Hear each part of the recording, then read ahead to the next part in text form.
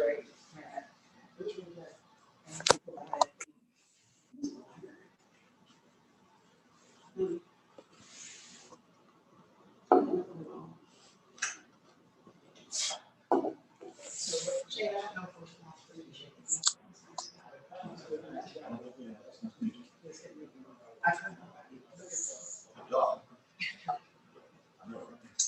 Sarah.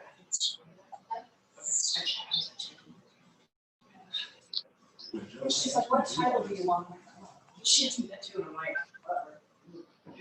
she gave me the other thing, I gave her 2 titles, but it was like one.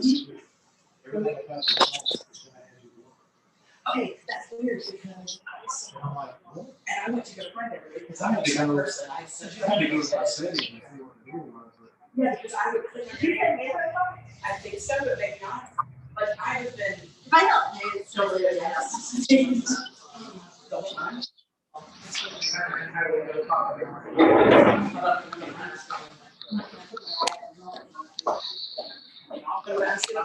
I've never had a problem like projecting. No, I want mine.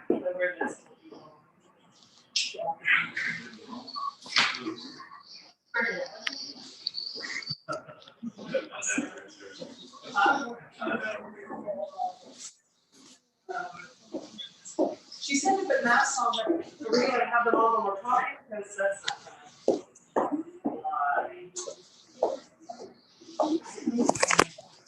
Oh, yeah, he did.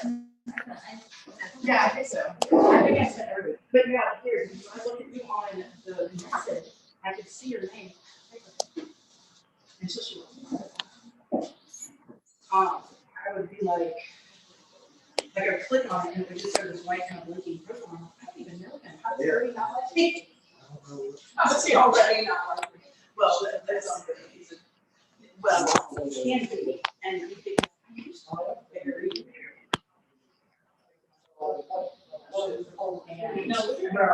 no, it was a program. And so I like, not tell her, I just kind of put it away, reboot, and just sort of start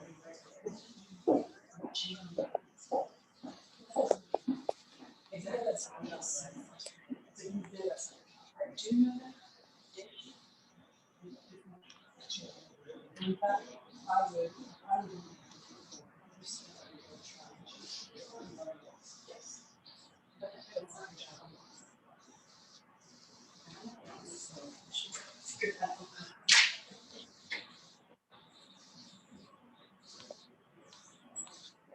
I used to do it right here.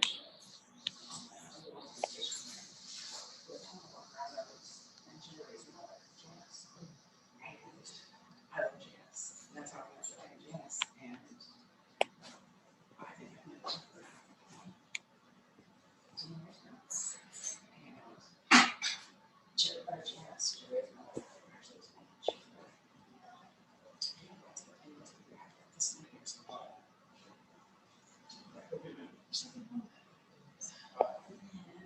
so there's no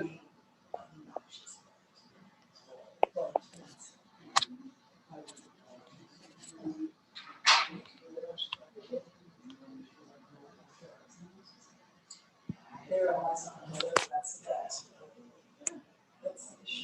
Is the party today? Maybe there's a tree lighting, there's some tickets to the tree lighting, so I wonder if that is. There's some to the left. Well, I wonder if that's, well, I think it's free, they're not selling. They're just having to register. But I wonder if that's to limit the numbers. I wonder how, because I ate dinner. I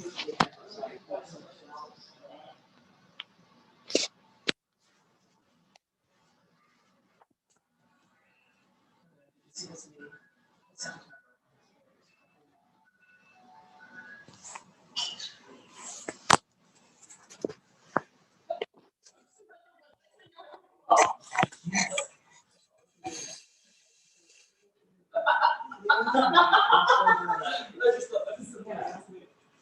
Can you see it from now?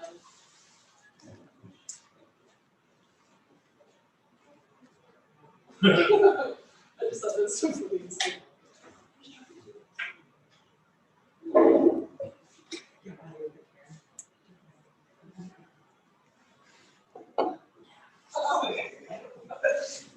2020 something.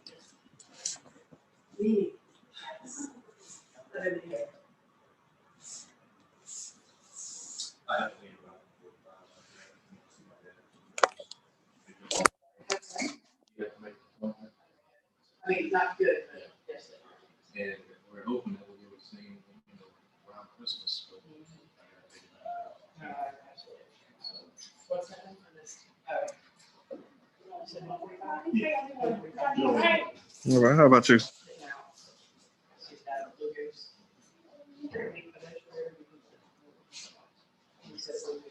Oh, yeah. Georgia Warren. Yes.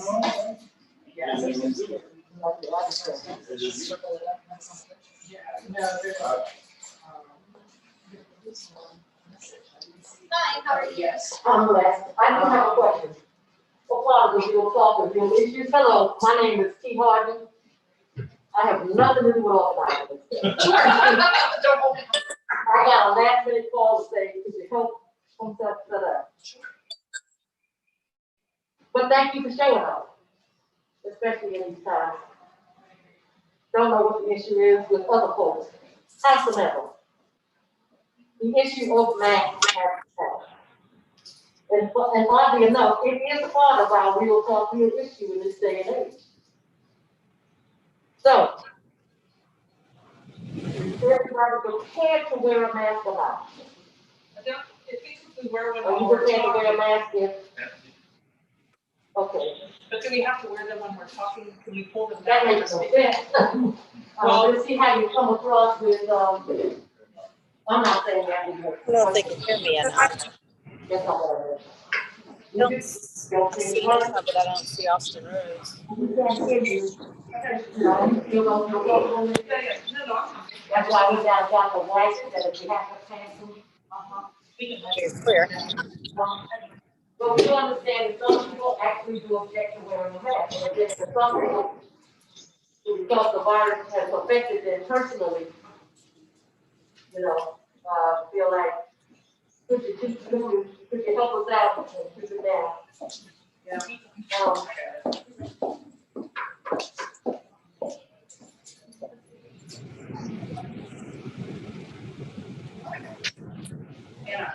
And I guess I'll have to be the monitor at the door. Unfortunately, I don't think we can, we don't have masks to give to people. We just someone Let else. me stand them. I think the building is. Yeah, man. The building there. So if you go, Bring me back, King. so what do we have to do in terms of getting them? He doesn't, honey. Be a problem. I guess I haven't started yet. Yeah, they're just getting ready.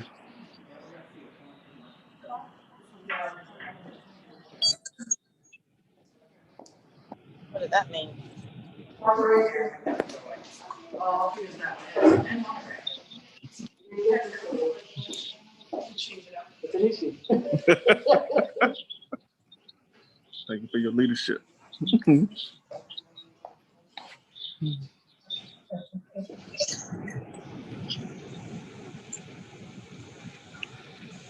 gonna have to put your mics on mute while they're talking. Oh, I'm talking. I'm on live. Okay.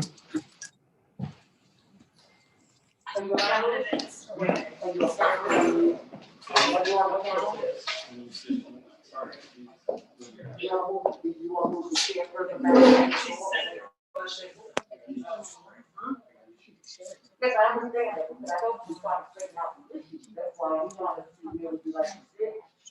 We'll be like this.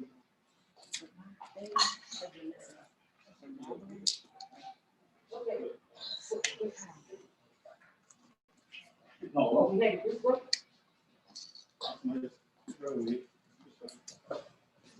I think they want to be able to see you on camera because that's the camera. Okay. Can we just turn it clear this way? Well, you know, I can sit down to where we can do some fun story things. Okay, I just want to make sure comfortable. I want to make sure everything's okay. I didn't know we could see the Thanks, aren't you? So wouldn't it? That you can't sit. I just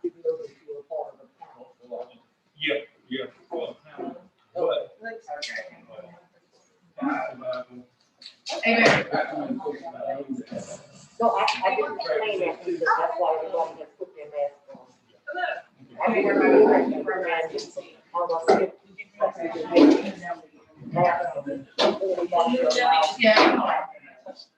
I know that's what I keep thinking. My gosh. You didn't know.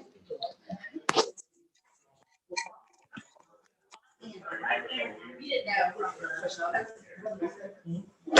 didn't know what the pastor.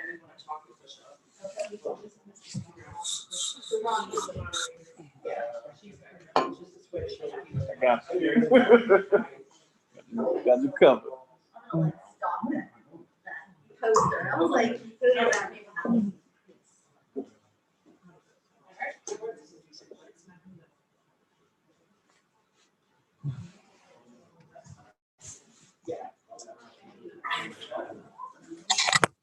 All right, we're just waiting right now while they're still setting up.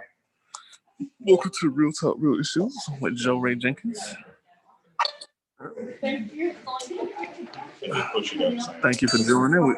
They're just now getting started. Welcome to Real Talk, Real Issues with Joe Ray.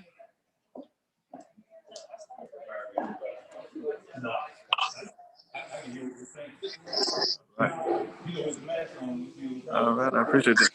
I'm just going to mute everybody's mic so it won't be any background noise in the background.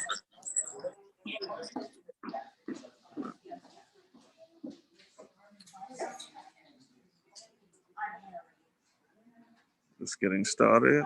Welcome to Real Talk, Real Issues with Joe Ray.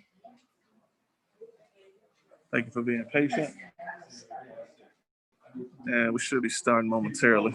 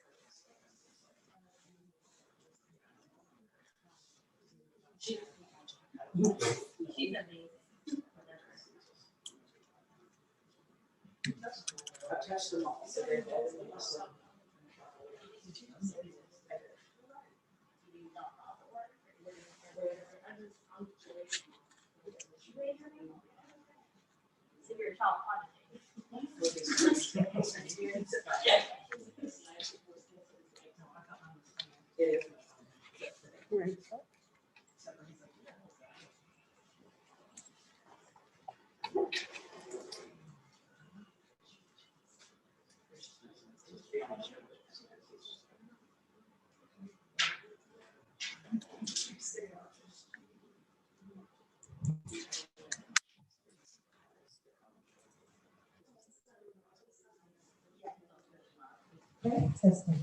Everybody can hear me okay? Yes. All right, okay. So we want to welcome you to Real Talk, Real Issues, discussing race part 2. Welcome everybody, welcome, thank you all for coming out. We're gonna start introducing our panel. We have Shane McDaniels, and if we're not calling you, please raise your hand so that the audience can know who you are. Shane McDaniels, Richmond County Sheriff's Office Deputy. Thank you for being here. We have Ms. Sarah Parker, campaign coordinator, and a community advocate. Ms. Sarah. All right, Ms. Bernadette Fortune, empowerment speaker / coach. We have Ron Allen, co-founders of the Band of Brothers. We have Anna Reeves, president of the Young Professionals of Augusta. We have Ms. Alexia Jenkins, campaign manager and organizer of events. We have Mr. Melvin Ivey, the president of the NAACP, thank you. And our moderator for this evening is Mr. Vaughn. And I'll have you take the mic. Thank you. Good morning, or good afternoon, everyone. It is after 12, make sure proper etiquette. I am Jabal Moss, and I'll be moderating the event today. We did agree to respect each other and our point of views that we do offer here today. We know we may agree with some things that some of our panelists have to say, but please let's remain professional and make sure that we remain respectful.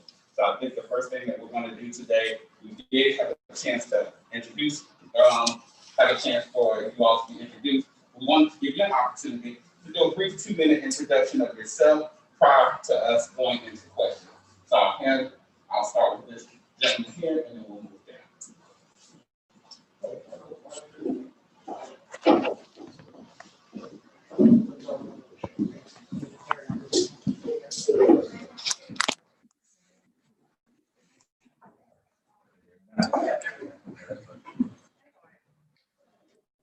You can stand right now. Can you hear me now? Yes. Okay. My name is Michael Shane McDaniel. I've been in law enforcement for going on 30 years. I started my law enforcement career April 1st, 1991 with the City of Augusta Police Department, where I worked there for 5 years. Left the City of Augusta and was hired by the Richmond County Sheriff's Department April 5th of 1995. Pretty much where I stayed until February 2018. I'm currently now the lead head investigator for the Queensboro Police Department in Burke County. And I'm divorced, got 3 children, 3 grandchildren, and looking forward to this stuff. Thanks for having me. Hello, I'm Sarah Harper Scott. I am by day, a project manager and a campaign coordinator. I started in politics in 1993-94 and have continued since then working in state, local, and national political races. I have 2 children in the back, and I also somewhat volunteer for an organization called Women in Philanthropy, where we give away grant money to local and regional nonprofits that help women and children in the Augusta area. Thank you again for the invitation. Hi, my name is Bernadette Fortune. I moved to Augusta in 2009. Prior to that, for about 20 years, I was a New York State Supreme Court examiner in the field of child guardianship. I now work as a program manager for Home's Career Education, which is a division of Goodwill. And we work with the underemployed and unemployed to try and find them jobs in our local community. I'm a very strong advocate for that. Thank you. Prior to you speaking, please make sure you're speaking to the mic, please, so those in the back can hear you. All right. All the way up.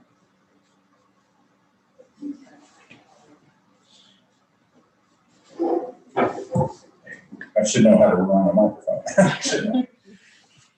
Austin Rhodes, been working in Augusta media for 37 years as an afternoon talk show. I am an afternoon talk show host for the last 28 years. Augusta native, married with 2 children, one 29 who works for Congressman Rick Allen, the other's 11 years old, currently playing basketball. Not professional yet. And that's pretty much me. Good afternoon, my name is Vaughn. I'm a Marine veteran. Came home in 2005, originally from Augusta, military brat. Co-founder of the Band of Brothers, a group that's responsible for Carlene Johnson in Augusta. Acknowledgement of that. Also a mentor, kids, coach youth football. That's about it.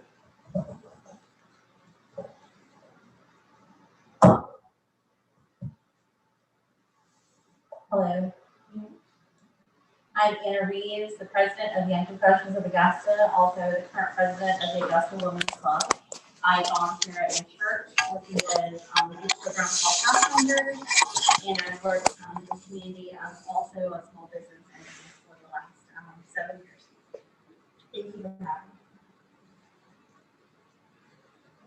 Hello, everyone. My name is Alexia Dre Jenkins. I'm a product of Dre Jenkins. I'm a graduate of Georgia Southern University, Augusta native. I am back and forth between Augusta and Savannah. Currently, I do a lot of office work, campaign work. I'm a youth mentor and advocate. And thank you for having me as a president. Good afternoon. My name is Bill Abbott, local preacher, pastor here in the Augusta area.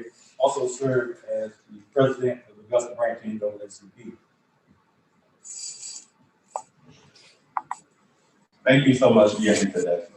We're going to start with our questions today, and we'll ask that you again please remain respectful and please be mindful of your 2-minute answering mark. The first question that we have today is, how do you identify racism? And we'll start from this side and move that way.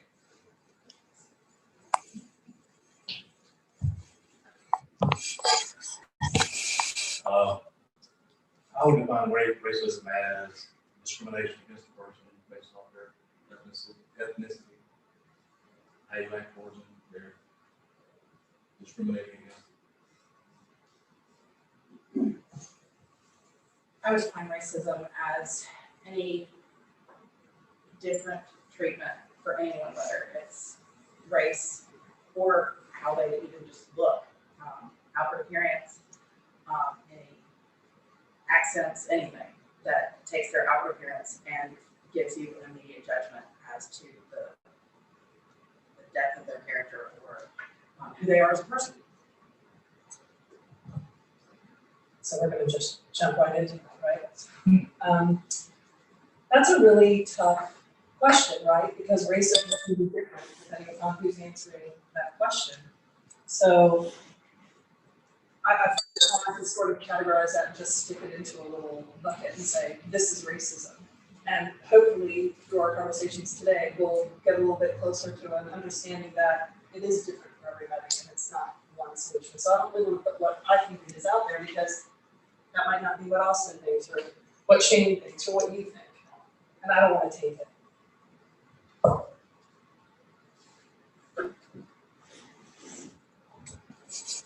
Let's leave that button on and stuff.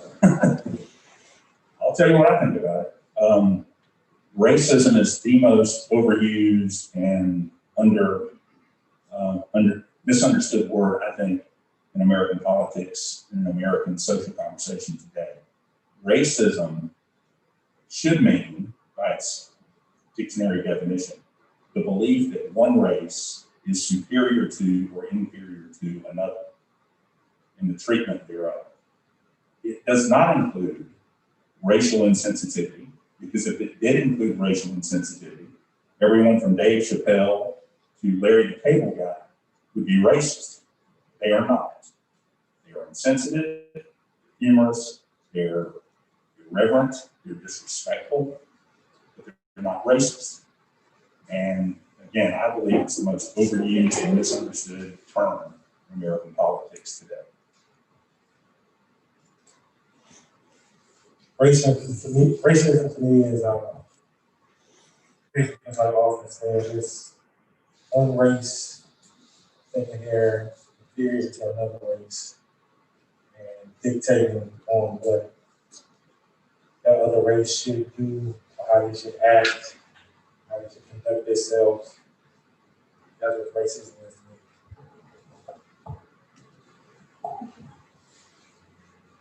me. I would say the same thing as the folks that have said before me. To me, racism is any treatment, mistreatment of anyone different than yourself. And in that regard, you make it based on their looks or something of that nature about that versus their characters. That's racism. I identify racism not just within one race and another race and discriminating or mistreating them, but also understanding that someone that looks like me could be racist towards me. So just understanding that it's just not one big umbrella. It can happen within races, within households. There's also different components of racism, such as colorism, light skin versus dark skin, athletic versus non-athletic. So not just saying, well, it's one race discriminating against another race, but just understanding that it's more than one big umbrella. Racism. Question is, what do we define racism as? Anytime that you have the ability to deny someone the opportunity or the privilege of sharing in the wealth, the health, many other things in this nation, you have that kind of ability to determine whether I get to live in a neighborhood, whether I can get a job, whether I can get a loan. That is what you would look at as race is. There's but one race, that's the human race.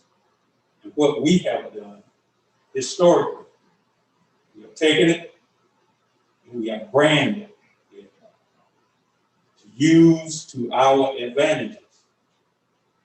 And as a Black man in America, to be perfectly honest with everybody in here, I experience racism every day. I know it's uncomfortable.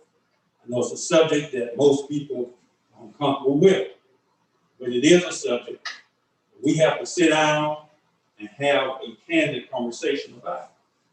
So anytime that you can deny someone the privilege that all of us have, that we're supposed to have, and you do that, that is when you are practicing racism. And As we move forward in our discussion, before I ask the next question, one of the biggest things that we're dealing with right now in America is the Black Lives Matter movement. And we know that Black Lives Matter movement has come across as many as another part of being part of the racial divide here in America. How do you feel about the Black Lives Matter movement? And where is your stance on trying to bring the Black Lives Matter movement to a common ground to help solve some of the racial Somebody trying to FaceTime. It went away.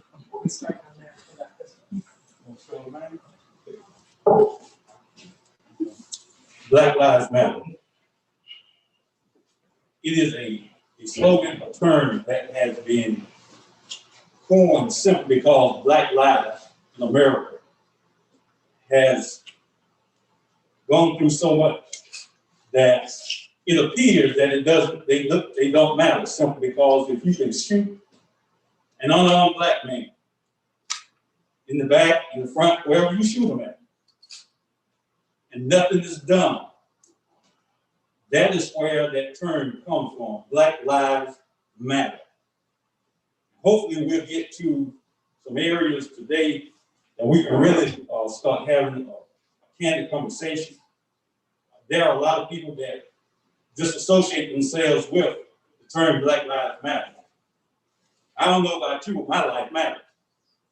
So it's simply saying that Black lives in America, they matter.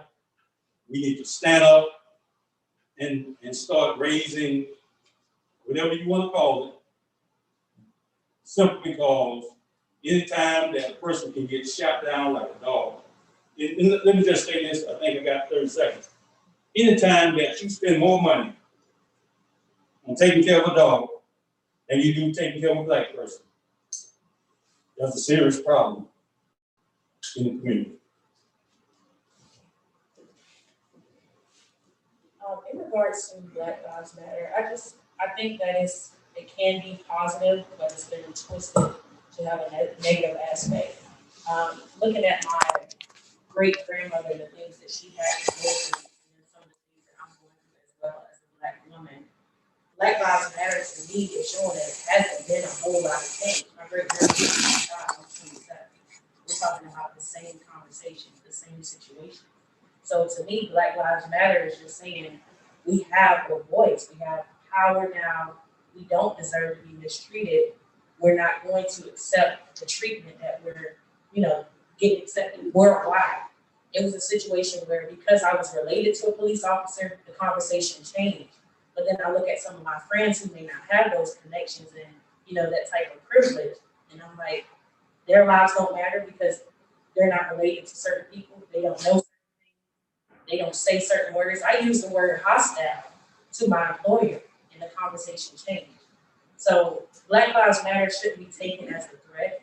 It should just be a wake-up call. This country is about to change. This is the shift that's going to make Black lives really matter.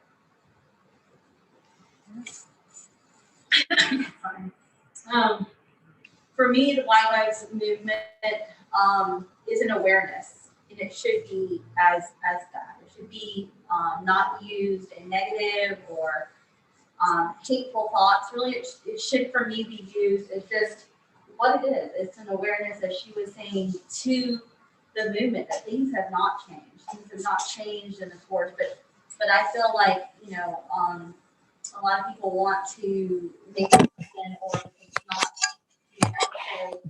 another race or another ethnicity. It's not about them, but it is about them because as the gentleman is president of the NAACP, it is one race. We're all humans. And but this particular group, I feel, has come up through disenfranchisement and things like that. So we do need to be made aware. So for me, that's what it is. It's simply an awareness to, we do need to make sure that they feel that they matter, because obviously there's things that have come across that make them not feel that.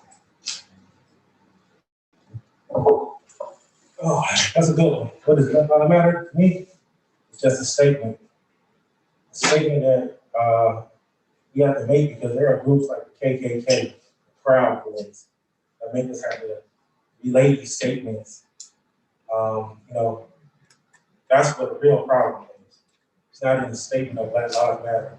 We're not saying that we're the only ones that matter, or we're the only ones getting gunned down. We're the only ones who are denied housing because of whatever prejudice that may happen. They may have inside the company. Those CEOs may have. Black Lives Matter is just a statement. Just a statement. That's it. That's more than less. I think the Black Lives Matter movement started with a very good premise, and that is calling attention to police brutality that apparently seems to be aimed at Black individuals.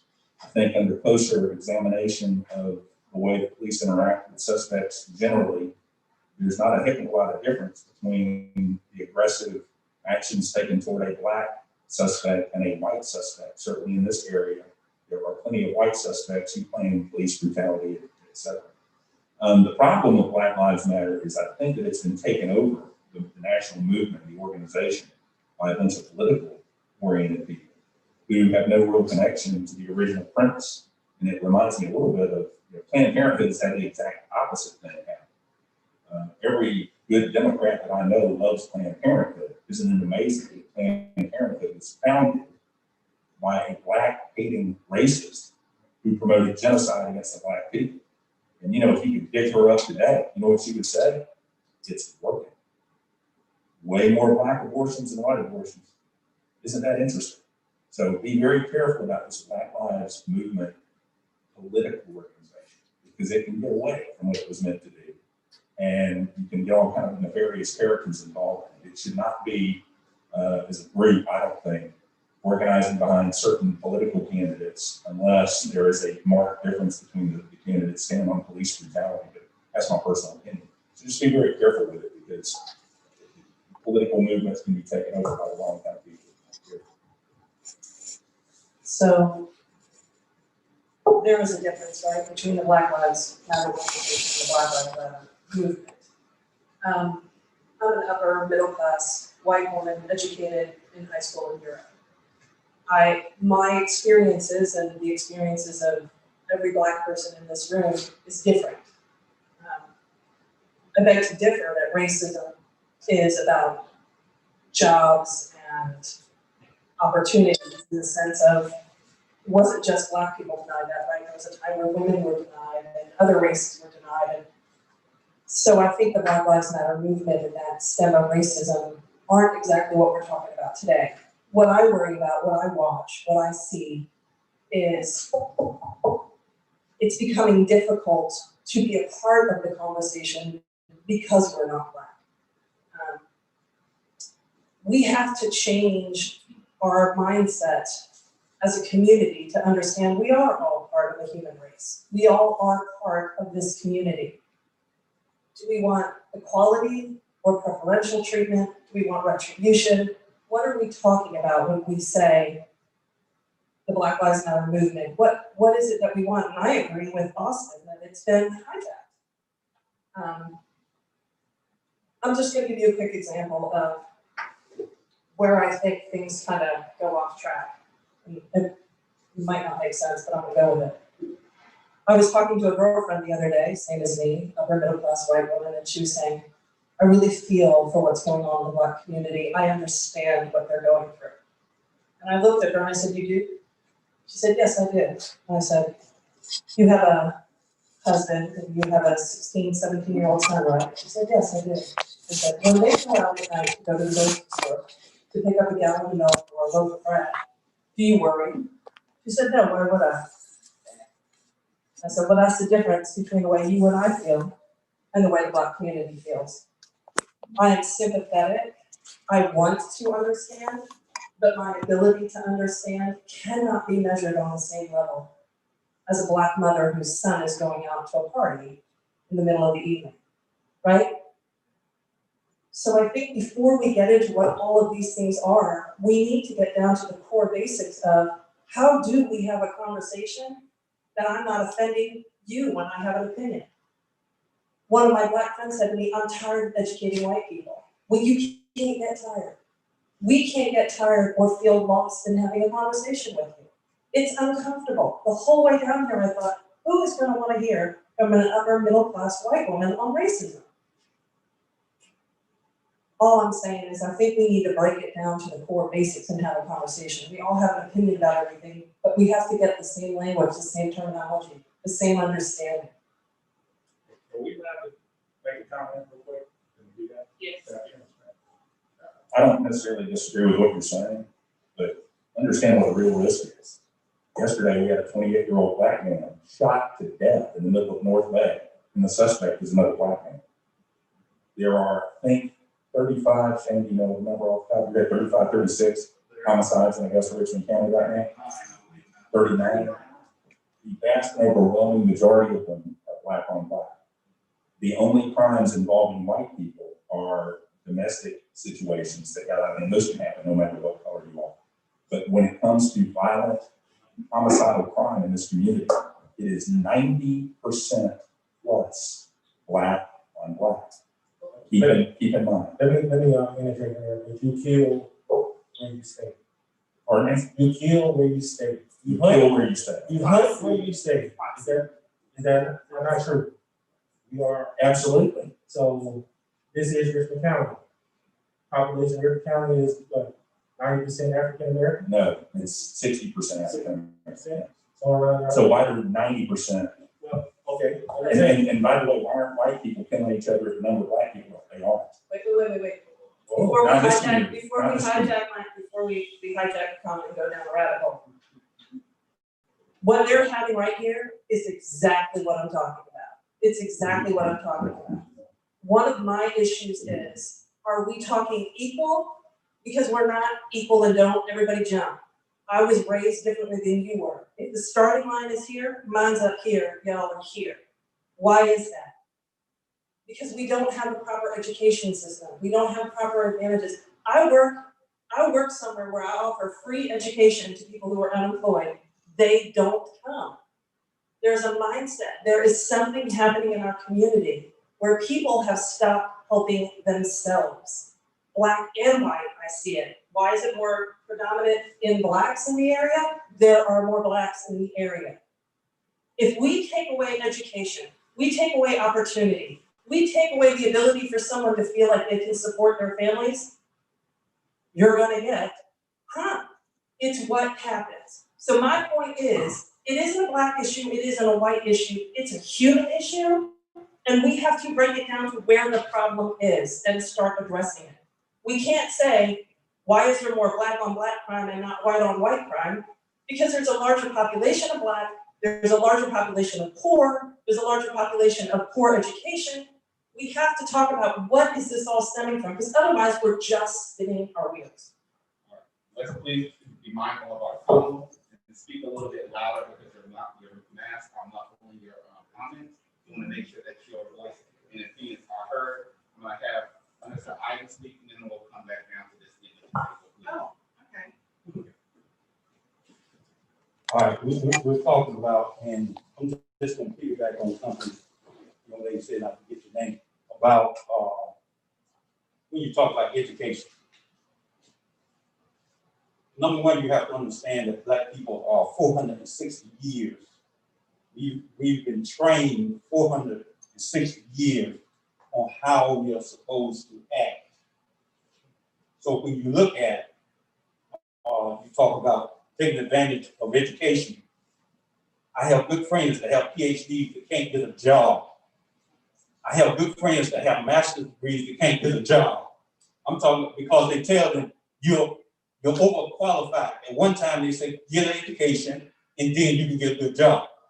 Now you got a good education, you can't get a good job. So education is important. I challenge anybody to get one.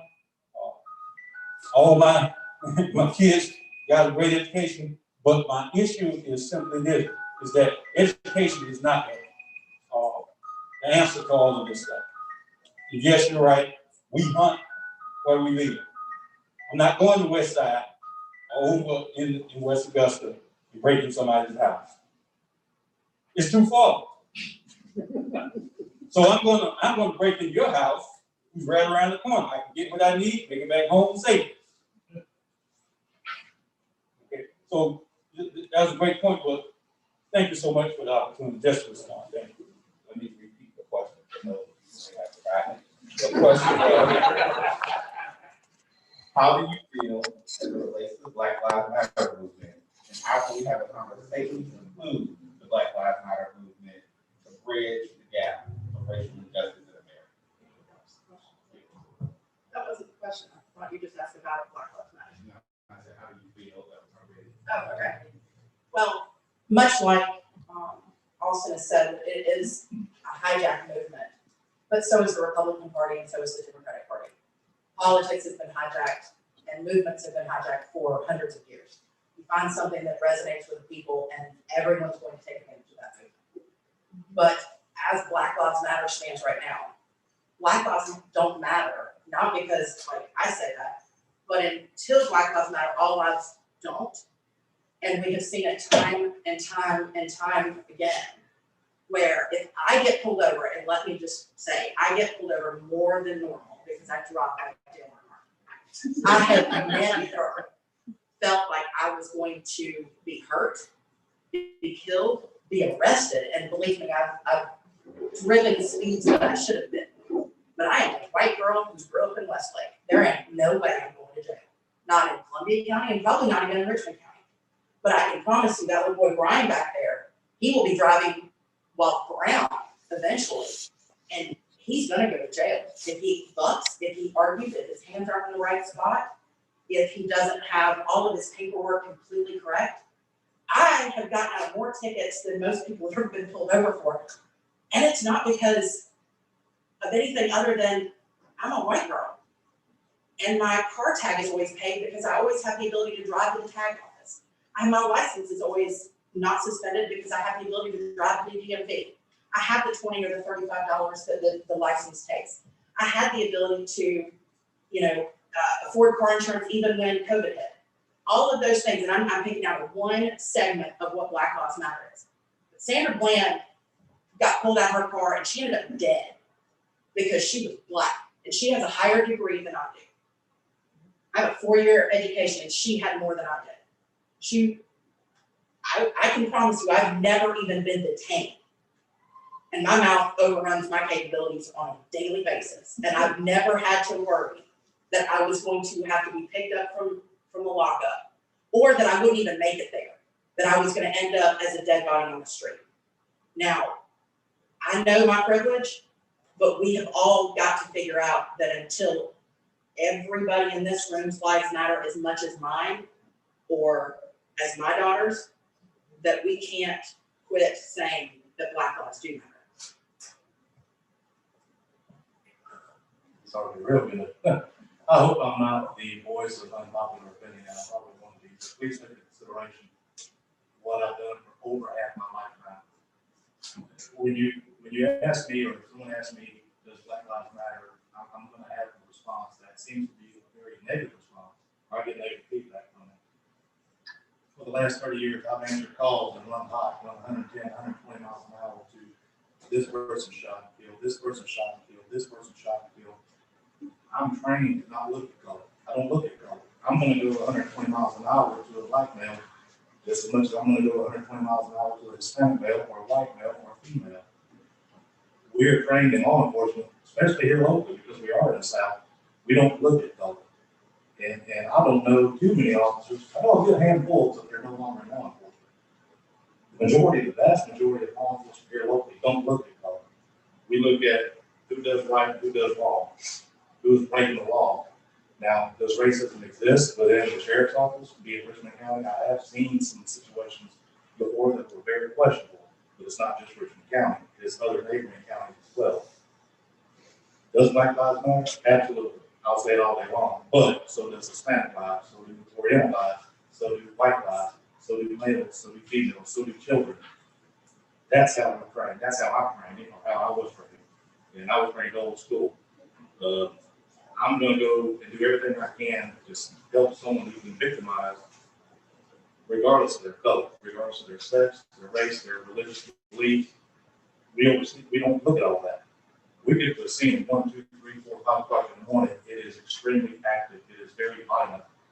When you're looking at someone with the back of their head falling out, you don't say, is that a black guy or a white guy? We don't look at that. We look at, oh my God, what can I do to help this man? What can I need to start first aid right now. So to mirror what Austin said, he said it earlier, overused when it comes to racism. I think Black Lives Matter to BLM, I think it's overused. Because to me, my personal opinion, my professional opinion, is everybody in this room, your lives matter to me. You walk out this building, happen to you get hurt, I'm gonna do everything I can to get to you and help you. Just be it you, ma'am, or you, sir, or you, Austin.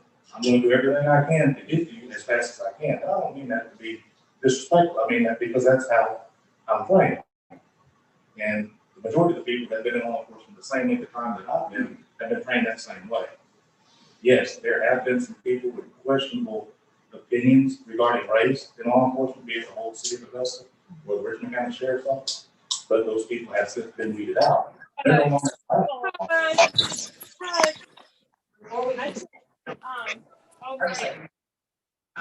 For those of you, yes. Just want to make a quick comment. In light of what you said, I do understand some police officers don't see color and they treat everyone the same way. But right now I work in healthcare. I see people get discriminated not just on their color, but the health insurance card that they bring in if they don't have any health insurance at all. In light of everything that's going on, when I see someone pulled over and there's 7 police officers on them, no matter, I mean, they may have done the most horrible thing in the world, but in my mind, I'm like, okay, 7 police officers on one person. We are now in the age of social media. So you'll see a lot more people feeling the need to report situations. What about the George Floyds that weren't reported? And, you know, now that we saw the 9-minute video of the police officer kneeling on his neck, it just makes you wonder, you know, a lot of the situations, like she said, she speeds and, you know, not to target you, Miss Scott, but I had a situation where I was pulled over by the police officer and I ended up with 7 police officers on me. I was going under the speed limit because of the time of night I was out and the color of my skin. They wanted to take me to jail for no reason. And it's to the point where, like you said, when you're going to the grocery store, you don't have that same worry. But I'm a Black woman who was raised to sometimes keep my head down. And while you're keeping your head down, that's not always easy because you have to realize the color of my skin to some people is a threat. Let Scott respond. You have 45 seconds. I know that it sounds lovely to tell people that you are colorblind or that you don't see color. But if this building burned down and someone says, well, who was the last person out? I don't know most of the people in the audience, so I'm gonna say it is an older Black male wearing glasses, a black mask, and a blue shirt. I have to see that color. So if someone's gonna tell me, well, I don't see color, well, that to me is more disingenuous than me saying I do see color, and I absolutely understand how I see color, and the privilege that it is to say that you don't see color. Because anyone who doesn't look like me looks in the mirror every morning and knows that when someone looks at them, they by God see their color. Mr. Allen. You have a comment? Yes, 45 seconds. name again, so, yes, very good. When you said, what can you do as a white woman, another white woman, my thing is, say something. Just speak up. We ask that, speak up. You see something wrong, speak up. That's all we ask. You see somebody taking their privilege and stop it. That's all. That's all we ask. That's all. Educate them on what they're doing. We don't need you to go out and run a parade every week on Black Lives Matter. You see somebody doing something racist, even if it's a black person saying something racist, say something. That's just it. Speak up. I do, that's why she put me on the panel. Okay. Hey, 10-second piece of trivia here. Keep in mind, Sheriff Richard Roundtree, Sheriff Alfonso Williams, Marshal Ramon Lampkin, Sheriff Adele Doty, Sheriff Logan Marshall. Who am I leaving out? Oh, Chief Judge Carl Brown. All black men. Do you think they tolerate overt racism among their own people? Yes. Yeah. Okay, that's an issue as a black woman that you should really. Your experience on 77 years, that's your experience. Okay. As a family. What I'm saying is that's something that I don't think gets discussed as often as it should, because white folks are very rarely involved in this area in issues of discrimination against black citizens, because the overwhelming majority, I'm talking about when it comes to who's in charge, the overwhelming majority of law enforcement in this community is run by black males.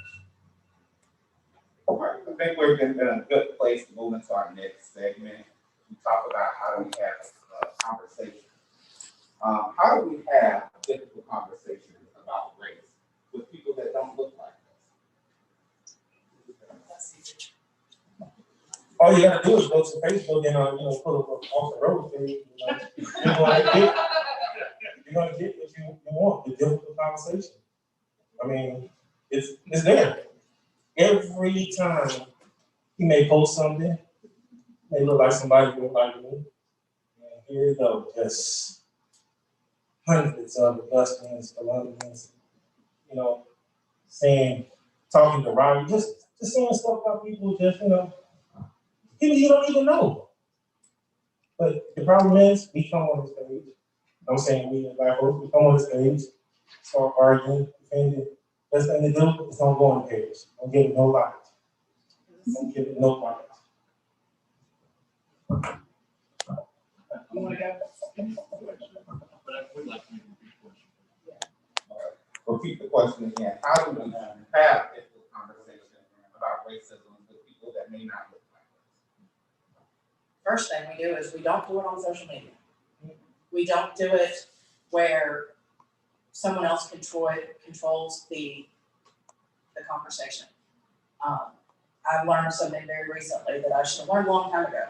Quit arguing on other people's spaces, because you never, ever, ever are going to change one single mind. But I can promise you that if we're all having this conversation in this room, I can promise you we can change each other's minds.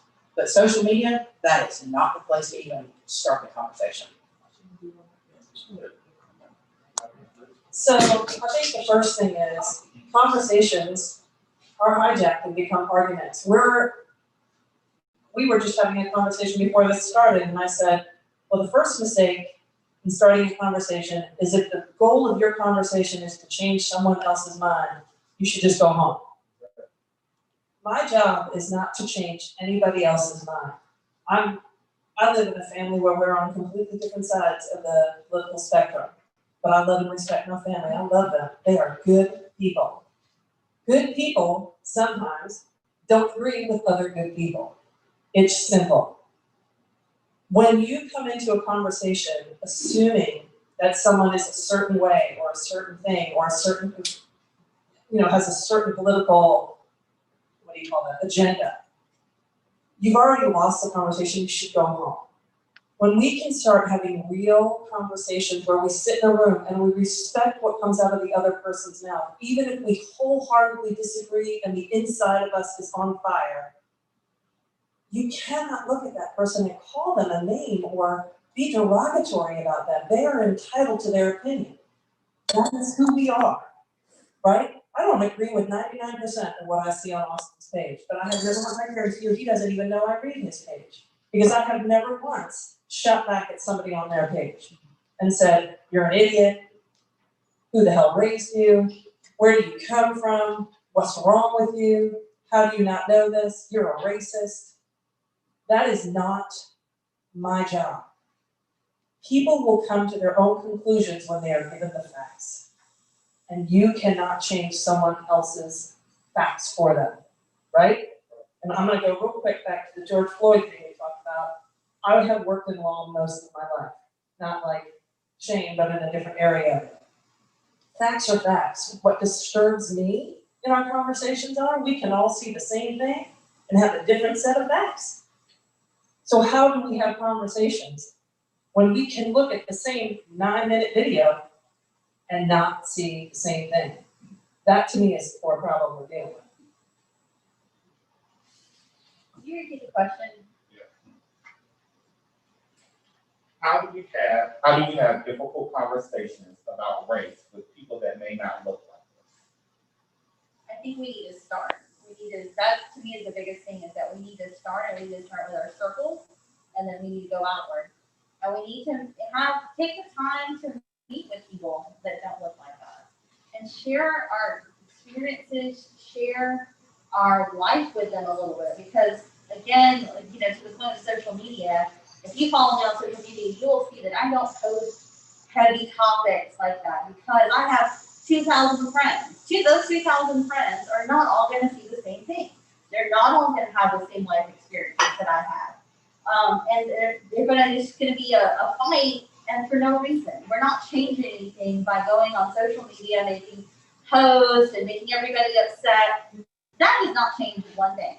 Even this conversation we're having right now doesn't change anything if we're not willing to take the step beyond the conversation.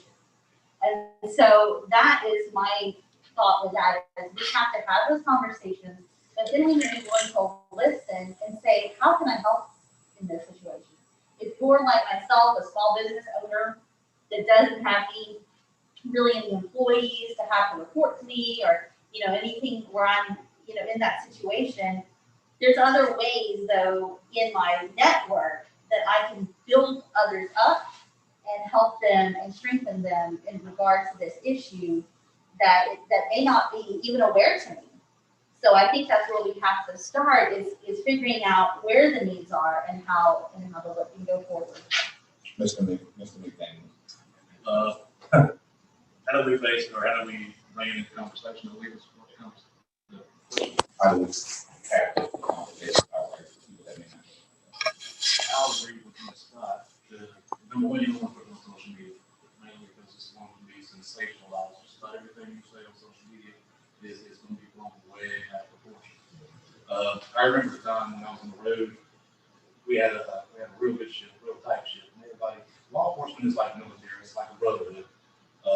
It's like that in the military, it's like that in the medical field, it's like that in law enforcement. And I'm sorry, I know a lot of people might disagree with this, but we just don't, I think, and I could be wrong, I don't think the vast majority of people that we work with, we don't see color. We had a gentleman that worked with us, a good guy, great guy, and good police officer. Worked down the bottom, I had the other half of the bottom. He would always, we interact and conversate about calls that we answered during the course of the night. This was back in the early to late 90s. And every time the conversation turned to what the topic was, what the issue was, the nature of that call, he would look at me and say, well, what is this like? What is this like? And he had a habit of not just doing that to me, but doing that to a lot of people on the detail on the ship. Afterwards, one morning we were going in, we were getting ready to get off work, and he started at us again. And I told him, I said, look, man, I don't know where you're coming off, keep saying things like that or asking questions like that. It's not a right thing or a right thing. It was who broke the law. And our lieutenant at the time was like, you know, that's exactly right. This call has absolutely nothing to do with race. My point is, we got to talking about it from our supervisor, who literally, I guess, could be the moderator between us two. We had our discussion. He felt his way, and that's perfectly fine. I felt my way, and that's perfectly fine. And we agreed to disagree. But ultimately, the call and the victim and the suspect was handling what was supposed to be handled.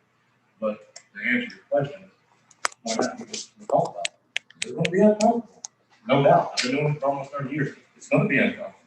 But if you want to iron out the issues, you're going to have to talk about it. Social media is not the place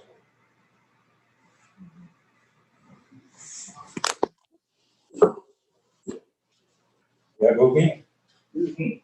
I think, how do we start this conversation? First of all, we have to understand that we have cultural differences. We've been raised different. Black people have been raised totally different than white people because white people experience what I call white privilege. Don't want to talk about that. Only black person I know that had black privilege was President Obama because he was president. When I walk into a room, you see a black man. When you walk into the room, you see a white man. So in America, we experience white privilege. We have to talk about the cultural differences. Black people are totally different from white people. That we all are part of the same race. But we experience life totally different. And in reference to, hopefully we'll get to the police part because I want to give a little quick synopsis on that. But the thing that we have to do is we have to take advantage of every opportunity, not to get our point across, but to educate. If we take the time to try to educate our white brothers, and they take the time to try to educate us on why they feel the way that they feel, I think that will move the conversation along a whole lot. But if I come with my bag of junk, if you come with your bag of junk, and if we don't shake it out and find out what's right, what's wrong, what's true, what's false, we're going to leave here with our bag of junk that we brought, with our feelings and our emotions, the weight and stuff that we brought, and we haven't progressed anyway. So first of all, we just have to be honest that there is a thing called white privilege. Okay, there is a thing called that if you're black, get back. If you're brown, stick around. If you're white, you're all right. And I'm talking from a black perspective. I can't talk from a white perspective. 24 years, 8 months, 13 days, military time. I've learned to respect different cultures. Namely, when you're on board ship, everybody has to do their part. One thing I discovered, when you start, the closer you get back to land, we have a tendency to go to our corner. Show you right quick. Black people over there, black people over there, black people over there, black people over there. It's what we do. We go to where we're comfortable. And what we have to do is we have to have that uncomfortable conversation. And we have to be honest with it. Not from a political perspective, not from a religious perspective, because religion is a whole different subject. We have to start by looking at the simple point that we were raised totally different. Our value system is totally different. And in some cases, I heard it was mentioned earlier about how many people got killed and how many were black. If you follow them home, you'll see why. Because it has to do with economics. Somebody hijacked you for your car because they need that car the next morning. Let me get off. Y'all want to System and Daniel for respond. That full process to respond. I totally respect your opinion, but I can promise you right now, the only person that makes me uncomfortable right now is white. That's awesome. I don't mean that to be disrespectful. And maybe there's a little bit of humor in that, but I'm gonna have to disagree with you with the whole white privilege thing. I'm sorry. I'm sorry. That's just me, and I'm saying that for a reason. Now, I was raised in the front, here locally in the city of Augusta, in the bottom. That's how I was raised. the whole, that's how I was raised. And I chose to educate. I chose to do the certain decisions that I made that benefited me. I chose to go to college. I chose a career that I was in based off how I was raised. My mom taught me how to smoke dope. My own mother taught me how to smoke dope. My own mother taught me how That to explains a few things. I'm picking on him. my own mother taught me how to grow it, sell it, smoke it, the whole 9 yards. So I was raised in that environment. Any privilege I know of is privilege that I work. I'm sorry, I don't agree with black privilege comment. Can I ask a question of Mr. Ivey real quick to recognize? Do you know off the top of your head who the most powerful, what the most powerful position in Augusta Richmond County is and has been for years in terms of money spent, in terms of employment power, in terms of touch and impact on the community? What's the one position that's most important? The Richmond County School Superintendent. And the Richmond County School Superintendent has been black since 1995. They don't even interview white people, seriously. That is an incredible position to do have an incredible impact. And there's good and bad in the Richmond County school system. And I just like, again, to remind folks when they talk about this separation of power, it may be separated in a lot of places. In this community, when it comes to the elected and appointed positions, the black folks are in charge. I'm gonna let Minister Ivey respond to all the 45 seconds, and then we got it. It does not matter when you get the keys to the bus, and the bus is in the ditch. The bus is up to its axle in mud. It doesn't matter. Because you're going to be spinning your wheels trying to get the bus out of the ditch. And while you're doing that, people are still being left behind. So it doesn't matter about the superintendent. What matters is who makes the decisions here in Augusta Richmond County. Once a child is educated on this school system, if they want to apply for a job, school superintendent is not the one that's going to hire them. It's going to be somebody in this community or somebody in some other community. If you look at the school system is what? At least 80% black. So where do the white kids go to live here in Augusta Richmond County? I don't know.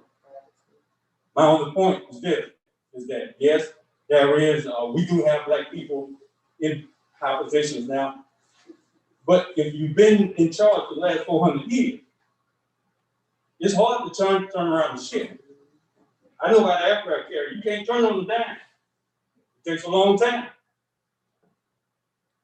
Okay, I understand about Congress, and please do not think that I'm doubting your experience. But if white people do not think that we were inherently born with privilege when we came out, however we exited our mothers and came out into the world, if you do not think that we have white privilege by just the very color of our skin, poor or not, I mean, you're a shining example of that. You were born into poverty, you were born into crime, and look what you are now. You, a black man who was born on the same day, in the same year, in the same town as you, has still less likelihood of getting to where you did, solely because somebody's gonna go, shame or shame. And they may pick you. Now, maybe they don't, but you cannot say that the color of your skin does not lend you some privilege.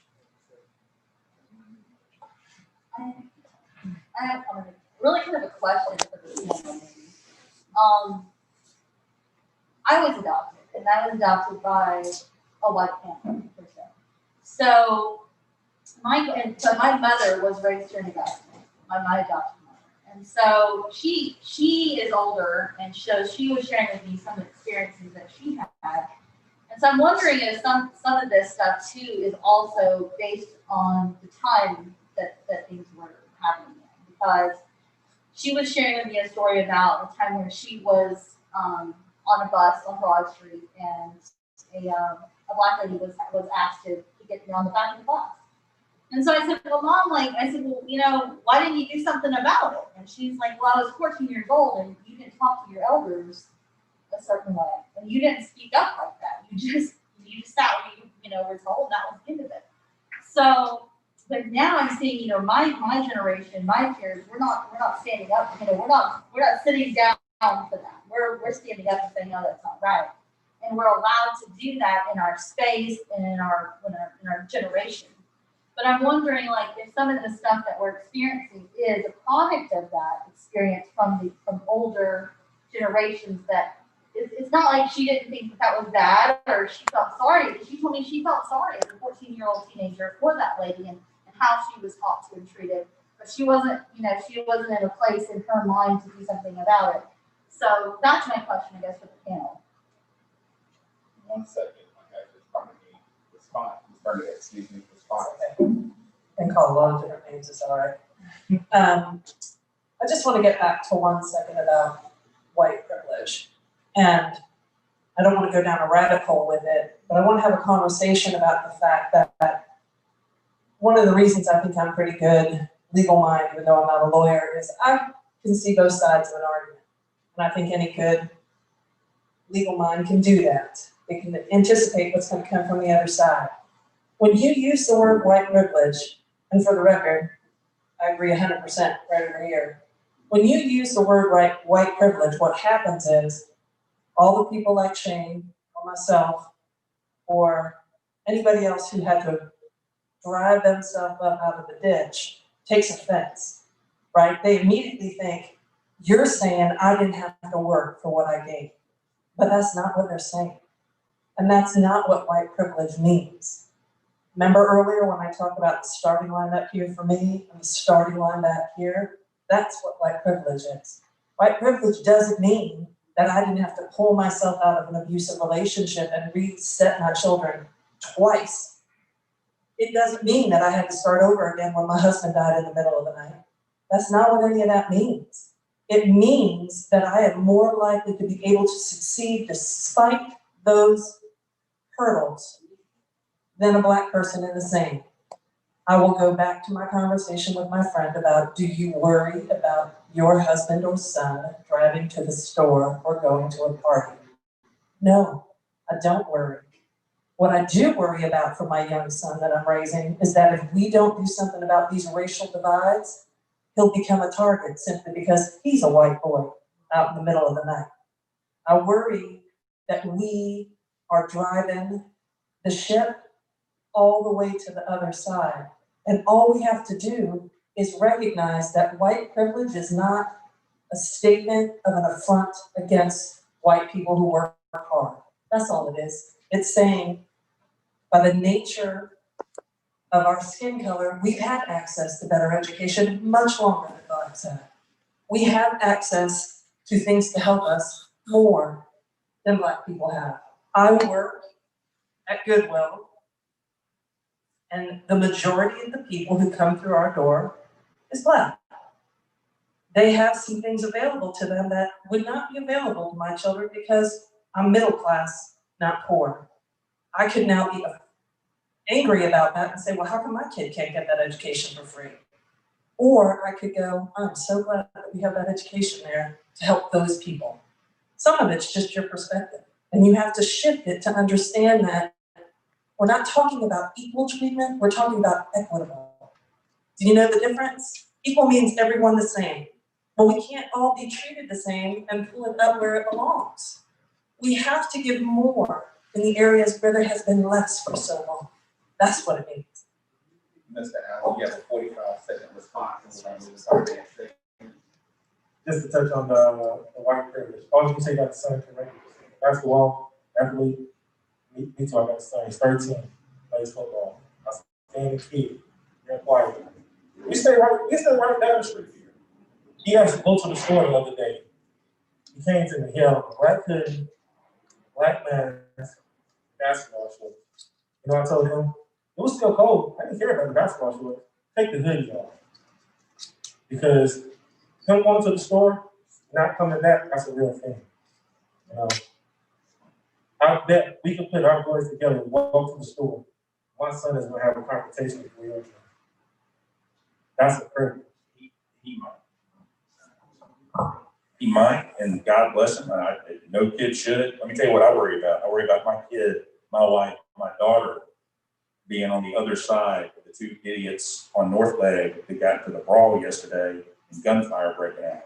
That's not, that leaves neighborhoods, that leaves areas, that leaves race, that leaves everything. And we've got to get a handle on people, human beings, that put value over whatever, drugs, whatever it happens to be, over human life, and settling conflicts. Back when you and I were kids, if somebody had a beef, you punched it out and then you played ball later with it. Now people pulling out guns left and right. It's crazy. That is the threat to all of us.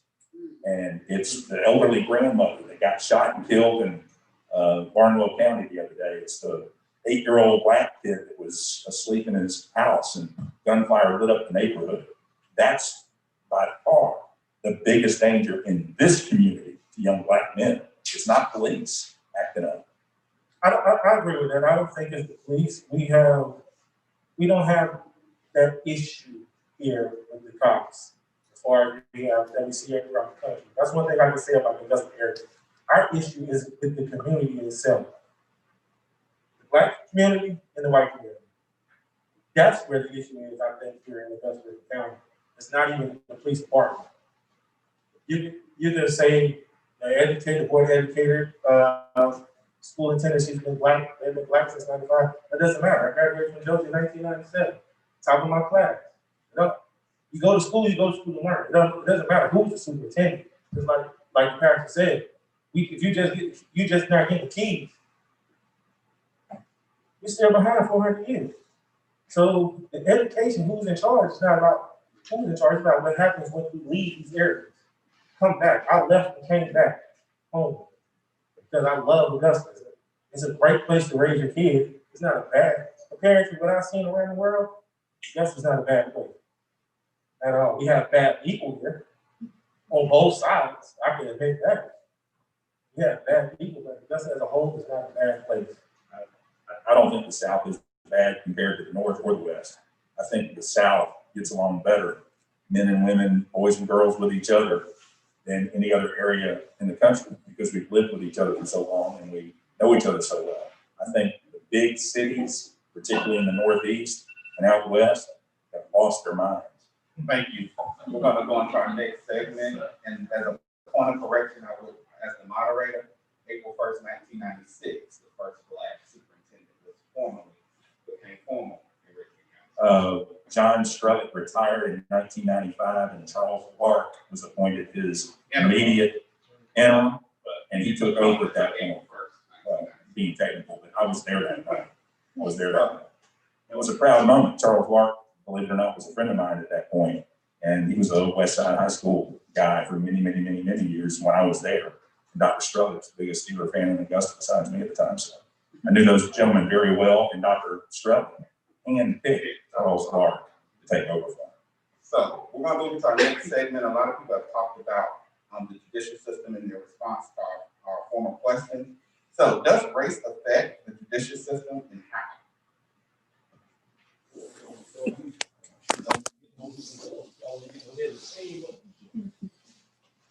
How does the judicial system affect race? Probably because it has been said that you're innocent until you're proven guilty. But the judicial system or the justice system, as a black man said, you're guilty until you can prove that you're innocent. So when you talk about the justice system with black people, from my perspective, I have no confidence in the justice system. I have to use it, if I have to use it, because it's the only system we have. Anytime that a DA can determine whether a person goes to trial or not, there's a problem. Anytime that the DA can withhold evidence that will liberate a person, that's a problem. We're talking about the judicial system. Here's the other problem. It goes back to the very uncomfortable subject we want to talk about. Right now, Columbia County is making moves to get out of the judicial circuit. All over the news. 6 years ago, I was a part of a conversation with some other black talking about taking Richmond County out of it. Conversation died on the vine. Never took any later. And what we were looking at is that Richmond County was growing rapidly. The judicial system has never been designed to help a black man. We do the study. Let me just say something, sit down. When we talk about our Constitution, when you read the preamble to the Constitution, then you get into the Constitution.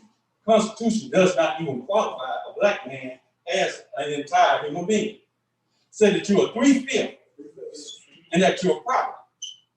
So we have to have that conversation first before we start talking about all this other good stuff we want to talk about. So I'm just going to close right there because I feel my stuff begin to elevate, my voice begin to elevate, and the preacher begin to come out of me. So I'm just going to have to. As far as our judicial system, I look at the person and everything leading up to you needing to appear in front of a court, or you being stopped or feeling uneasy when you're out in public because of your race. As a race, African Americans are already so far behind to when we get to the point of being in front of the courts or whatever. You don't have the finances to understand how to fight for yourself. You don't have the finances to afford a lawyer. And then you may have someone who is colorblind or not, and I'm just here to do my job. Like I said, I work in healthcare, I see it every day. People get discriminated on whether or not they can afford the cost of living. If you're already poor or living in a low-funded economic community, when it comes down to needing something as far as a lawyer or being able to sustain yourself within the judicial system, you're still far behind. It's a never-ending cycle. So we have to have these conversations. We have to bridge the gap. There's some people, like you said, who vote based off of race. I've seen a lot of controversy on social media. I won't count it out. Because my 85-year-old grandmother, she may feel like me and you can have a conversation and bridge the gap. I see it as social media can help bridge the gap because it's how you reply, it's not where. For me, I think I'll pass on this question only because I don't have a lot of experience either way, as far as my scope of knowledge on it. The judicial system. Background, somebody that you don't know about me. In the military, I'm a 4421 in the Marine Corps. That's a legal service specialist. So being in the courtroom, knowing the law, learning how to read the law library, Lexis Nation, I do all that trash. So when I sit around and I sit back and just listen, like, oh, well, he's a career criminal, this and the third. Why is he a career criminal? What's going on at home? What type of programs are there to help? You get guys who get their first offense, don't know about the first offense act, but you get a public prosecutor or a public defender who got a stack of cases like this, and he's just pushing people through. So that's where our system fails. Like they're overworked. There's too many cases. For one individual, especially like the public defenders, there's just too many cases for one person. They don't have the ability to actually just look over the case and see where we can help these individuals. Me going into a courtroom, I always feel like I gotta have at least $2,500 in cash just so I can get up out of here. But I don't know if I'm coming out. And that can be for a speeding ticket. Because I don't know how the judge is going to react because of the person he had in front of him. I sat in the courtroom twice. I was in the judge, can't remember his name. His attitude from the start to by the time he got with me, I was praying that he just, hey, Mr. Allen, this is so-and-so, get up out of here. Because the individual before him, they brought him the wrong way. You guys best believe it trickle down for each defendant. Oh, it's a hard case. You're out of here. You're out of here. You're out of here. Some of the guys didn't get a chance to defend themselves at all. The public defender, he gives them the what they in for. Oh, you were here just 6 months ago. Knock them up. You know, we got to watch who we have vote into the system, because just like the situation with Columbia County, with Columbia County want to leave. It's a race issue. I don't care how people want to point it, it's a race issue. All of a sudden now, you get a new district attorney, they want to up and leave. I call crap on that. I call crap on that. Because I feel like it's a thing, like you said about white privilege, I also feel like this. There's the thing. It's white fear. It is the fear of not having control. Not having control for so long. You understand what I'm saying? The fear that what has your ancestors have done, you're gonna reap it. Like we're such bad people, and we're gonna come for you for something your ancestors did to our ancestors. And we've been here. I don't know any black person that's mad at a white person because of what their ancestors did. Now, if you get something personal to that individual, yeah. But black people are the most forgiving people on the earth. We just want equality. From the top to the bottom, we just want equality. We're not out for revenge. Since I was born, brought into this world, all I know was a white president. When Barack became president before my grandmother died, I was probably blessed him. My kids to see that. Up until then, I never knew what it was like to have a black leader. Everybody that's been in control in my life has always been a white man. Everywhere I went, military, I see them, white. Staff sergeant, white. Everybody in position was white. But when that power shift changes, white people get scared. Not all white people, but the ones who have that power, the good old boys, they get scared. That trickles down to their nephews. See, we're talking about a whole system. A whole system. This is not the justice system, it's the whole system. It's the whole system. Racism is passed down. And it's being passed down right here in Augusta. From one leader to his nephew, down to their grandson. I'm sorry. Okay, first of all, we tend to forget sometimes in this country because we live in this area, because we live in Augusta, Georgia, and we live in the state of Georgia. Black citizens of America, 13% of the country. That a black man ever became president in a country that's had the history that we have is fantastic. He got there because a whole lot of white people and all the black people voted for him. That's something you got to keep in mind. The Civil War, terrible thing. Black men and women were freed because white men died in the effort. The Union Army, almost 99% white, and they died fighting for the freedom of blacks. When it comes to the Columbia County issue, I'm going to take very strong exception to what you're saying. My favorite football team is the Pittsburgh Steelers. Their color is black and gold. I don't see white players. I don't see black players. I don't see a white coach or a black coach. You have to be a black coach. You have to be the winningest black coach in NFL history. I care about the team. When it comes to my politics, I'm the same way. I'm a conservative. I don't care what color conservatives are. I stand for conservative politics. I stand for law and order. The number one issue for conservatives in this country today is law and order, protecting our families. I see a district attorney that ran on premise of taking kids out of the courtroom and sending them to the classroom. If a kid's in the courtroom, he's there for a good reason. I was in a courtroom 2 years ago with a 15-year-old kid who threatened to rape my wife. He does not belong in the classroom where my wife is a teacher. He doesn't belong to be sitting next to my son, or your son. who obeys the law and does the right thing. His butt deserved to be in a courtroom, and from there he went to juvenile detention. Hopefully he's got his life straight. But that's the way I feel about criminals and the way that they should be handled. The district attorney coming in doesn't believe that. And Columbia County, hold on a minute, let me finish. We talked for a long time. Let me finish. Columbia County is a conservative county. They want a conservative DA. This DA coming in ain't gonna be that, period. He belongs to the Democratic Party, which is against the death penalty, period. I want a conservative, I don't want a liberal. And that's why I'm helping Columbia County break off on its own. I don't want that to happen, and I'll do everything in my power to stop it from that. I'll give you 45 seconds for response. Okay.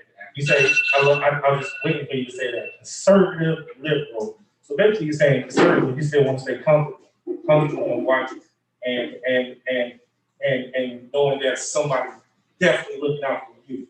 That's what I hear when I hear conservative, radical, because anytime something's radical, it's always something that's going to make y'all uncomfortable.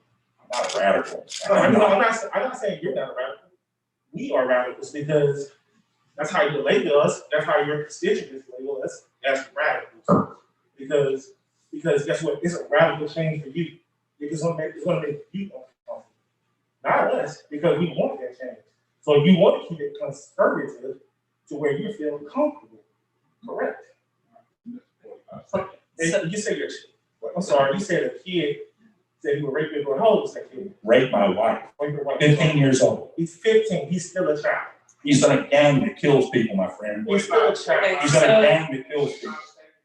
He's still a child. He's a gang member. He's still a child. He's a gang So member. you're trying to say, thank you. So, thank you.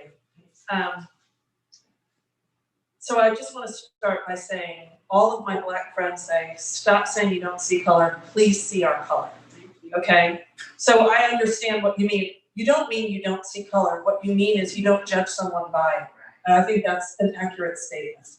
And I think we are very lucky in Augusta that we do have very good law enforcement who were out walking when we had our Black Lives Matter movement downtown, walking with us. So that's great.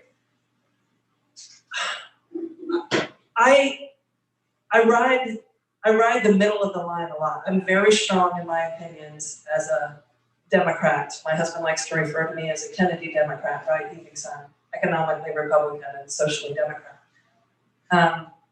There's nothing wrong with the label conservative, and it's not just white people who are conservative, and I think that's where we have to start being careful. Okay, I think we have to be careful of sticking people into a label simply because they belong to a political party. Most people belong to a political party because that's the way they were raised. That's what their mama taught them, their mama's mama, all the way down the line. We all know that Austin's conservative and he's going to want a conservative DA. There's nothing wrong with that. I don't think that's a racial issue. And I'm not addressing this to anyone in particular. But let's get back to the original point of the question. The legal system is the final stop of our economic system. So is our courts swayed? Yeah, and I just looked up some statistics so that we can be clear that we understand what we're talking about. Executions by race and, well, let me go back up to the top. Well, executions by race and race victims. Race of defendants executed in the United States since 1976. 33.9% Black, 8.5% Latino, 55.9% white. Okay, so we've just, hang with me on this. The race of the victims, okay? Black, 15.3%. Latina, 6.9%. Sorry, y'all. So just hang with me, I'm fogging up while I'm talking. White, 75.6%. But now, here's where you get, those are the victims, right? Nothing with the legal system to do with it. Persons executed for interracial murders in the US since 1976. White defendant, Black victim, you can barely see the line. This is a Black defendant and a white victim. I don't know if y'all can see that. There's a huge difference. That's because there's a huge difference in the number of whites that kill Blacks versus Blacks that kill Blacks. just, if we could just for 1 second, I mean, yes, it could. Shane, help me out here. I'm sorry, I agree with all the Okay, well, I'm just saying, we're not talking about Augusta Ombudsman. We're talking across the board. I have been a part of a lot of different trials. I've seen a lot of different things. Is our legal system skewed to hurt the Black man? No, I don't believe that it's skewed to hurt the Black man. But I think our economic system drives the numbers in. This is what I was talking about, that you say you just want to be equal. I don't think you want to be equal. I think you want equitable.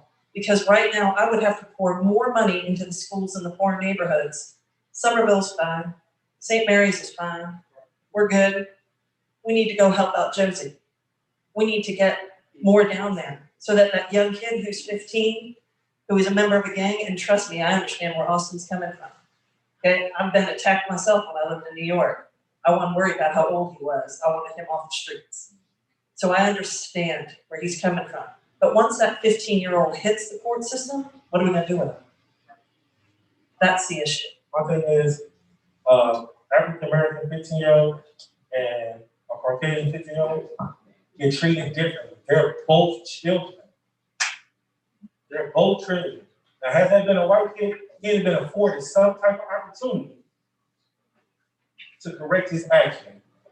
You don't know that. You don't know that. And the man that was the judge We're of that gonna case. come back to order. Being the lowest man on the totem pole when it comes to law enforcement, meaning I'm not an attorney, I'm not a judge. Our job in law enforcement basically is to collect the facts, collect your evidence, assign guilt, which is what we do, and then they have their day in court, regardless of who it is. Does the judicial process weigh heavily on someone or a particular race? Again, looking where I am as far as my career goes, I see things, in my opinion, is always based off of a law enforcement opinion, okay? I think, I got to read. I think, from what I've seen in the almost 30 years is judges make their decisions based off that history, okay? I don't think it sways either way. If you've got an extensive history, then obviously that judge don't want to repeat offender back on the street. That's how I feel on that. Regarding Austin's comment, I am 100% behind everything you just said. Law enforcement here locally want a district attorney that's going to prosecute criminals. My last 8 years with Richmond County, I spent in internal affairs and I've seen a lot of things. Okay, I'm privy to a lot of information that a lot of people don't know. They want to feel comfortable knowing that they're going to go out. When they answer these calls, they're going to get, oh, it's John Doe again. Here we go. He done stabbed his girlfriend. They're going to do it. We want a DA that's going to put that person in jail. Or little Johnny that's going to go out and threaten to harm some other person, in Austin's case, his wife. I'm a person of your family, and I agree with Austin 100% on that. Yeah, he might be 15 years old, but he's 15 years old and he knew exactly what he was saying, what he was doing. Does he need to stay in there for the rest of the life? Absolutely not. Absolutely not. I worked for the state for a year as a school supervisor for the school resource officer and worked with juvenile felons every day. And there's programs there by the state that's there to help. Okay. But I don't think it sways any differently according to race. If you're a repeat offender, that's just what I see. Then obviously the judicial system is going to be a little bit harder on you. In my opinion, that's the way it should be. And before I leave, I have a previous appointment at 2 o'clock, so I'm probably going to have to leave out here in about 5 to 10 minutes. And I want to thank everybody for letting me show up. I hope I can do this again. And maybe I can make the next question. Before we continue, I would like to say something. I've gone to school in Augusta, Richmond County. I graduated from that school, comprehensive high school. I've seen multiple types of racism. I think when we think about the judicial system, we shouldn't just think about the actual judges and the DAs and the lawyers, because we are judged by our peers, we're judged by our parents, we're judged by our actions, and it all translates into social status, but survival of the fittest. My mom can have me reading the Bible and walking a straight line at home, but when I get in the doors of school, I may have to change who Alexia is, because what I learned at home is not going to help me survive at school. I'm not justifying any comments or actions or experiences that we've all been through, because they've all been different. They're change it every day. But to throw away a child, I'm an educator. I'm a nurse. So I've seen children on the wrong path because of what they don't get at home. Some of them just need a hug and I love you and a consistent faith. I agree with that. And a lot of people are afraid. There's some people that I'll look at and they'll put fear in my heart. But we have to change that. We can't just sit amongst adults who've already been through the wave. We have to look at that little 8-year-old and that little 15-year-old. And even, when you're my age, this is my godmother. She's 77, I'm 27. I never stopped learning. So stop being afraid and understand that when kids are in school, it's survival of the fittest. And the person may be at home may change.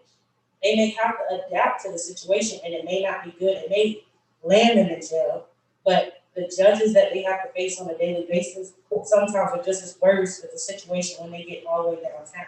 We have to stop it in the classroom, in the community before it gets to work. I'm not saying that I'm preaching on the district attorney-elect. I'm speaking from an education background. Okay, I want to ask one question. Austin, the guy that threatened your wife, was he in your wife's store or was that threat on social media? It was on the Austin Roadshow page on Facebook. And if he had not been a gang member, I may not have taken it as seriously as I did. But I've got zero tolerance for anybody threatening my family. And this was a young man who had posted pictures of him holding guns and money. I wasn't going to waste 1 second in getting him prosecuted. And what's interesting is when we got in the courtroom, his parents were lovely people, begged my forgiveness, didn't understand how this happened. And I asked myself a question here. I have a daughter, she's now 29, but when she was a kid, I had all of her passwords on her social media accounts. How do you not know what your son's putting on Facebook? And none of them even knew what Facebook was. That's the failure right there, parents. And my wife being a teacher, she sees it every day. In Columbia County, where she's a teacher now, she says parents are too involved and make too many excuses. When she was a teacher at Lynn Hills for 3 years, she said she spent 3 years teaching English and had 10 parent-teacher conferences because the parents didn't show up, they didn't care. And she said, that's the difference. We can't make enough appointments at Greenbrier, they're on our face all the time. At Glen Hills, there was no conversation much. And that was the biggest difference. So not having knowledge of your children's whereabouts is crazy. That's insane. Can you let her, not you? Yeah. Can you let her finish? Okay, I asked that question because I wanted to know, because social media is absolutely the keyboard warrior world. I've seen, social media is probably not the most dangerous place in the world to threaten somebody's life. But let's go back to the judicial system, which is not just, it's a legal system. And some of you may know, obviously I'm white, and I know that the legal system is not always just for everyone, including white people. But in this town, this judicial system here is very difficult to navigate.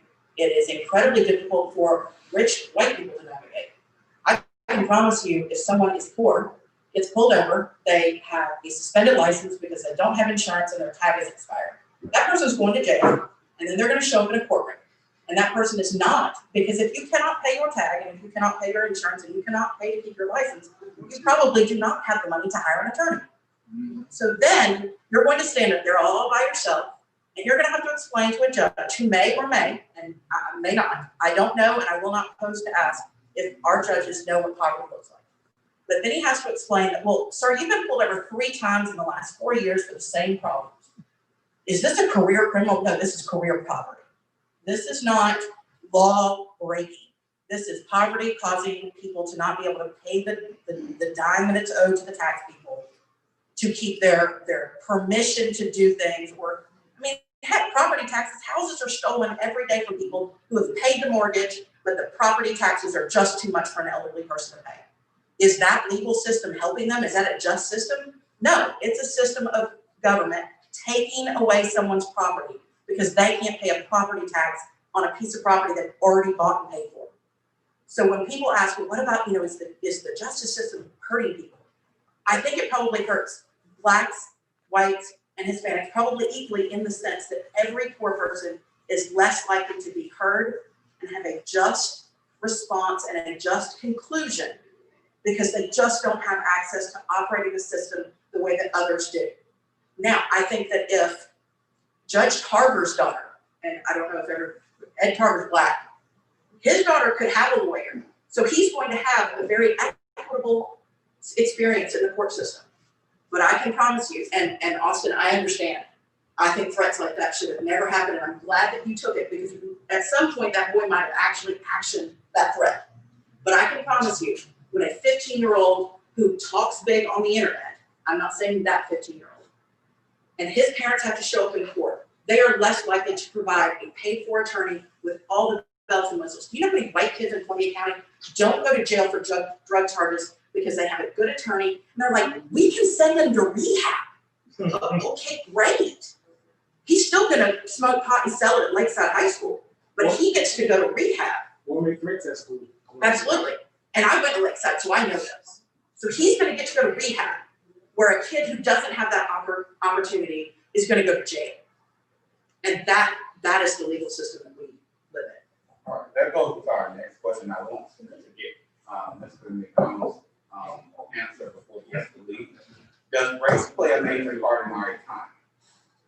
Does race play? Apparently, yes, it does. Yeah, I'll agree with that. Yes, it does. I love how Bernadette talks about a privilege walk. I think that's probably what it's called, where all of us would stand in a line at one end of the building. And we would start asking questions. Are your parents still married? Or were they still married when one of them died? And then people would walk if that was the case. Did your parents have a high school education? Some of us would walk, some of us wouldn't. But by the end of those questions, and they can be very, very simple questions, there are going to be a group of us, not all white and not all black, at one end of the line. And then there's going to be some of us that never took the first step. That is how the economy is affected by race. It has nothing to do with, I hire black guys, or I have a job. Well, but if every time you can step away from that line is giving you an advantage, yeah. Because I can promise you, not everybody in this room, but if we all lined up, most of the people that got to walk across the room would look like me and not like you.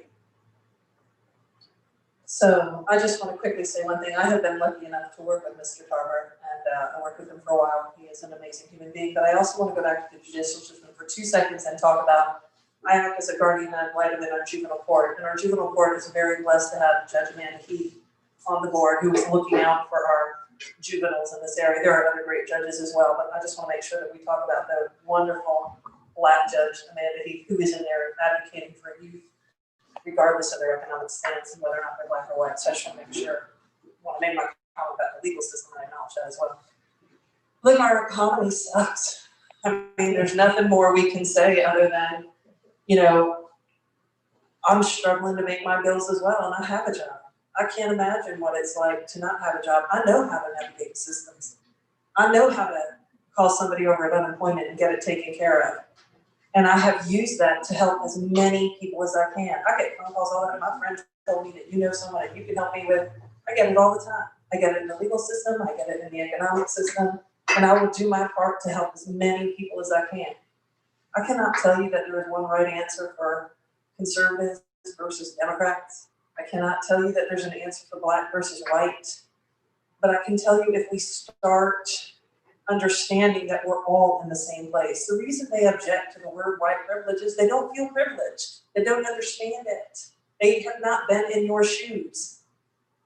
The reason Austin is so angry at 15-year-old was it was his wife. I would ticked too. So we can't fault people for being angry at someone who takes a shot at them. We have to understand that we're growing and we're learning as a community, and everybody has their own personal stake in it. And sometimes we have to look at the bigger picture other than the personal stake. Does that make sense? Ms. Scott has a responsibility for 10 seconds. Well, and one of the things that I wish I had said this, the privilege that happened when Austin saw a problem and he saw a threat, and I agree, I am glad that you took that threat seriously because it's not worth questioning. that could have been a very dangerous situation. But the privilege that you had, because I know you sat there, you copied and pasted everything that you saw, and I could be wrong, you probably called up Clay and said, we've got a problem. That's access that many of us, including me, don't have. So I agree with the conclusion that you did. I agree with you taking it all the way to court. I think that was the right decision. You have to remember, you had the ability and the privilege to have the number to call Clay and say, buddy, we got a problem. Well, I didn't call Clay. I did call the agent that I know. There you go. But it's funny, right now, the privilege that Austin has in Columbia County might translate into a difficulty in Richmond County. So it all balances out. Absolutely. The question was, does race play a part in the economy? And, you know, what's fascinating to me is the most wealthy and most powerful Black man to ever call Augusta, Georgia home was a dear friend of mine. I was invited to his family funeral, not the big one over here at the Civic Center, but the one in the little church over here in North Augusta. I went to his wedding, his last wedding, James Brown. And what's crazy about James Brown is, if you knew him, he was more conservative than I am. He was a raging conservative when it came to economics, when it came to work ethic, and when it came to reinvestment in his own community. And while he'd tell you in a heartbeat that he had a lot of problems in his life because he was a Black man and came from a poor Black family, he'd also tell you that America, as bad as it is, maybe it's the best place on this world to be, no matter what color you are. Because as bad as it is here, it's worse everywhere else. And that's why he loved America. That's why he loved Augusta, Georgia. And that's why, at the time of his death, he was the most successful Black artist in history in this world, not just in America. And the work ethic was the hardest working man in show business. It was just a great example to me, and it always was, of how important it is to carry your own personal work ethic into whatever it is you do. I've known white people and Black people who have had chronic unemployment and chronic underemployment. You know what I've never known? A hard-working, clean-living white or Black person who has had that chronic problem. I've never met them. I've met a whole bunch of people that have started at minimum wage. I've never met one good worker that stayed there longer than 6 months and move up the ladder. This continues to be a tough time. Just keep in mind, a year ago today, a year ago right this minute, Black unemployment at all-time lows. American unemployment at all-time lows. The American economy, the best in the world ever. And then COVID is. So let's get rid of this virus you're talking about. The biggest enemy of this country right now is the damn virus. Talk about, what was the question again? Racism in the economy. How did y'all get here? Which way did y'all come? Yeah, which way? Riverwatch Parkway. How about on your way out? Go that way, go on the highway. Prime example, right here in the town. Had a Augusta Mall. You got the Augusta Mall, you got Reese Mall. Reese Mall gone, completely gone. Guess what? That was jobs on that side. That was jobs on the side of town. That whole little corridor of where the highway was booming in the 90s. You say White River Glen Hills? Correct. So I guess you should remember that, right? Back in the, yeah, it was booming. Economy was good on the side. But now, it's all gone. It's all shifted to Columbia County. Everything. Everything. Why is that? Why is that? So, I just want to agree with your premise, though. Retail jobs aren't the economy. Manufacturing is the economy. Service is the economy. Retail isn't it. Okay, and that's all out of Columbia County. And there's a big patch of land right over here that can house John Deere, if not mistaken. There's a lot of property on this side of town. Did you say the stadium? No, I said John Deere. Well, let's not talk about the stadium. Yeah, listen. I knew the stadium was eventually supposed to come downtown, but for some reason we let North Augusta steal it. But that's another thing. We here in Augusta, I don't know what the issue is. Everything that's on this side of town has been left and closed down and you can ride up and down Kingsbridge Road, Gordon Highway, Tobacco Road, Peach Orchard just started to do a little extension and add on. But that's not helping the economy. That's not helping the economy. We got, like I said, what's it, John Deere. John Deere, I used to work with, they added on. Good opportunity for them to add on here. But guess what? That's going to provide jobs in this area. And it looked like that this area is trying to be starved out. That's what it looks like from my eyes and my ears. That our area is being starved out of jobs, opportunity for us to grow. So yes, racism does play a part. I do believe that it plays a part, but I will beg the question is, when I first started coming to events in Augusta, started, just going and doing things, I started one of the historic Augusta events, Perfectly Aged, for example. And I'll be honest, I was the only person of color besides one other person there. And the whole thing, to your point, is saving buildings, saving property, saving this, saving that, and that's what their premise is. It's historic Augusta. We got all these historic buildings. If you read the magazines, you got, but no one else was there besides white people. And I don't know why. When I got there, actually one of the other ladies asked me, was I married to somebody that was of color, because they were the only people there. And I was like, no. But that's to me, it starts with education. It's educating people about their finances. And this should be some of your points about your parents should be in the home, because it should be about what kind of car you drive to work and how fancy it looks. But do you have the sustainability to pay those car payments, to buy a home? What are the necessary steps? You don't have to live in and get about, to learn about living in Columbia County, or why is everything being used? Because that's what people tell people. They say, oh, well, you want to go to Columbia County because that's where the better schools are. And I was in an organization where one of the Fort Gordon's commanders said, we live in Richmond County. We support Richmond County, and our children go to public schools in Richmond County because we don't have a problem with it. And I think that to the education piece, when people are, African-American people, Hispanic people are selling homes in these industries, instead of showing them all the homes in Columbia County, they should be showing them the rich history of Augusta, Richmond County, and showing them where that there's perfectly good parcels. I live in Hawaii, Georgia, and it's still Richmond County, but it's a wonderful place to grow and have a family. It's out in the country, but no one ever wants to come there. So it's too far. It's 30 minutes. It's no worse than living in North Augusta or Aiken or way out in Evans, almost to South Carolina. In fact, it takes 30 minutes to get downtown from there. So I really feel like, yes, it is an issue, but it starts with the education piece of what we're teaching, what we're maintaining is going to raise it beyond that. And if we're not teaching our children or ourselves about getting involved in these areas that are needed, like storing historic buildings or coming down and preserving things, no one's going to preserve them but us, and no one's going to care about them but us. So we have to start with us. In response to preserving, I think a lot of the education, as far as middle school, I know in Savannah, Chatham County, they have Chinese and different languages that we aren't exposed to, sign language. Sign language is a language that I love and I'm learning currently, but it wasn't offered to me until I got to college.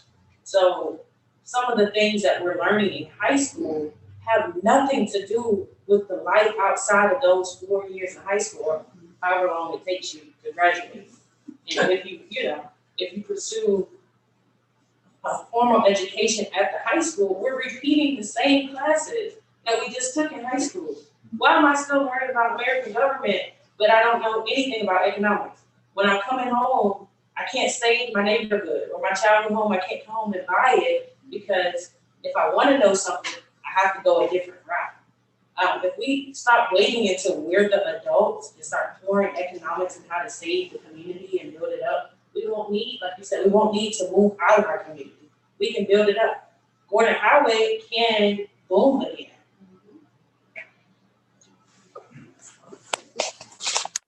economic.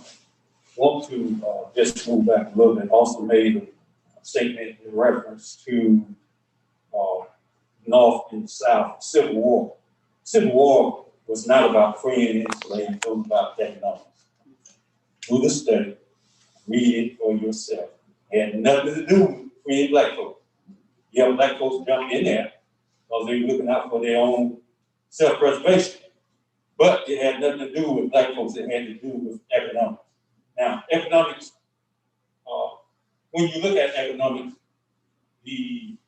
here in the state of Georgia, minimum wage is $5.25 an hour. How many of you can live on $5.25 an hour? Federal minimum wage, $7.50 an hour. How many of us in here can live on $7.50 an hour? So the people that we elect to go either to Atlanta or to DC, we need to kick them in the butt. Because as long as we don't say anything about the minimum wage, which drives economics, okay? When you're talking about bringing economics to Augusta, and I heard somebody refer to Columbia County about the school system and everything. Do Columbia County have magnet school? No. No. I didn't hear that. There are no magnet schools. So how can you say that a county that does not have magnet schools have a better school system? Because when you go to CT Walk in the morning time, you see Columbia County School, you see Columbia County tags in that line dropping off their kids. When you go over to the one that's over by A.R. Johnson, Davidson. yeah, why? Because they understand. One thing that we have to understand is that there's a rule, there's a system in place. If you notice, back in the day when Gordon Highway was the motor mile, everything that was on Gordon Highway then has moved to Washington Road and over into Evans. Not Evans, but into Martinez. There's a shift. And I understand a little bit about economics because once you exhaust your tax rate, you're going to go to the next tax rate. But the bottom line is that until we have a minimum standard for people when it comes to wages, and I understand, and I tell people all the time, I dealt with unions because I'm a retired postal manager. I know about unions. I know about how unions operate. But some of the best paying jobs are unionized jobs. You just have to learn how to deal with it. Economics in Augusta, what does Augusta bring? Augusta has to give away everything, just like Atlanta, in order to get a big name company to come. And how long do they last? After what? They get a 10-year tax write-off? After the taxes are exhausted, they're gone. So when we talk about Augusta, don't shut up. We talk about Augusta and economics do drive racism. Because if I gotta hire my sister or hire my sister gonna get it. I'm gonna let this Scott respond, and then I'll have a final point to wrap up our discussion. One of the things that concerns me is when we talk about, I was at a historic preservation event and I was the only person of color. I'm struggling to not want to go, well, duh, because it is so, I mean, it's like the last thing on the planet to say, I want to preserve an old building. No, I need to go to work. I need to create a job. I need to employ myself to where I can get to a point where I can employ others. Because that's the goal, is to create wealth, I think, for everyone. Everybody wants to die with more money than they had when they started. Or at least that sounds like my goal. Like, I would like to die with more money so that my kids can say, oh, I have money. Great. The reason that the economics of Fordham Highway and Peach Orchard and all of those places is because when governments get involved in economics, we have a commission that, and God bless the new ones, I hope they can do better, that generally just makes it difficult to do business in Richmond County. In Columbia County, for all the love that I do not have for Columbia County, they make it incredibly easy for some people to do business in Columbia County.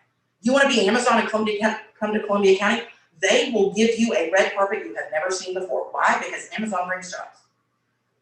Amazon wants to come talk to Richmond County, they're gonna have to go through 4 administrative assistants, then like pay the piper, then maybe go talk to a commissioner. It's gonna get a pain in the neck. And so that's why you see businesses flighting out to places that have better opportunities for economic development. You don't see a company going, you know what, I love Richmond County so much, even though it's going to cost me a fortune more than it would in Columbia County, I'm gonna stay here because I really love it. No, they are in the business to make money. And so we have to make Augusta as attractive to do business in as Columbia County has made Columbia County.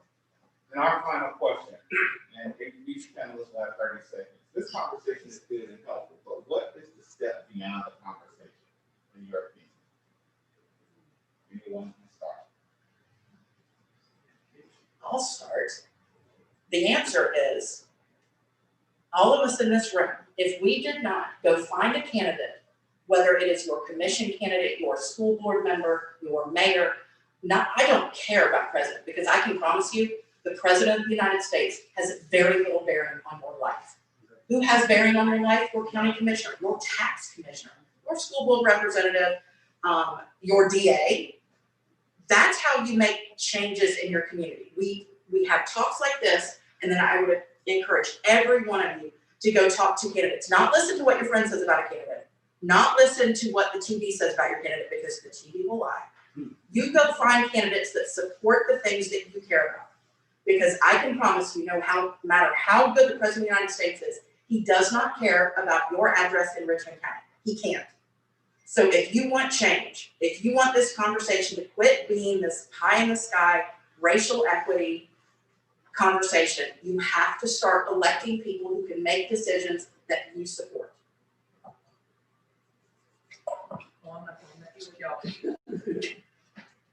I would say for me, it starts with you. It starts with the individual, like you said before, to have these conversations, to sit down with your folks, and have them.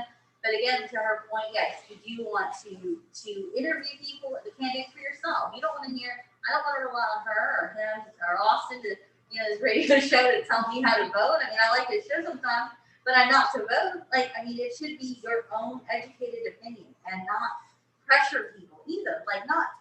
Pressure people and pressure them to get to know the person, pressure them to get to know the issue, versus that. So that's where we have to go beyond this conversation. Is it can't be just the 6 of us or 8 of us. It's got to be our circle, our community, and where we're going to make that step to make it actually happen.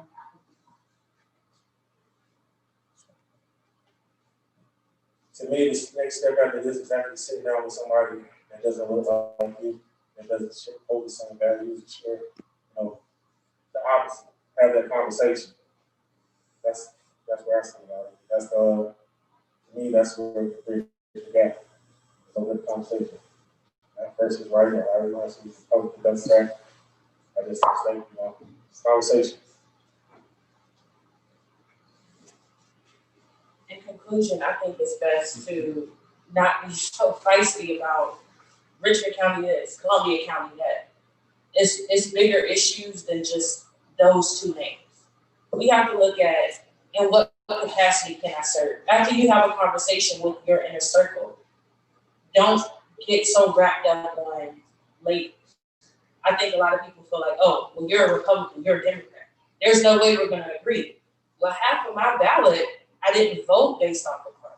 I voted based off of policy and in what capacity could they help change. I voted for a person that I can sit down with or would like to sit down with to tell them, well, how can I change my community? I think we have to take the time to just say, okay, the school board, X, Y, and Z can be changed, and this is what I can do to be that change. Just to stop and just reflect on it, talk about it, write it down. Writing it down helps put it into action. Present a plan. Go to someone who can help you make this plan a reality. But we have to be willing to bridge the gap, to start the conversation, and to do the action.